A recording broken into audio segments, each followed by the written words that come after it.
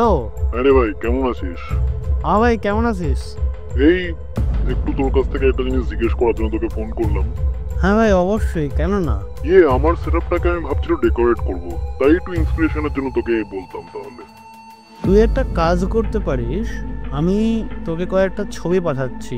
হ্যাঁ ভাই, ছবি দেখলে হয়তো একটু সুবিধা হতে পারে। না, আমার নিজের সেটআপেরই কয়েকটা ছবি পাঠাচ্ছি, তুই ওখান থেকে একটু ইন্সপিরেশন নিন। ধুর, কি যে বলিস, তোর সেটআপের থেকে আবার কি ইন্সপিরেশন নেওয়ার আছে রে?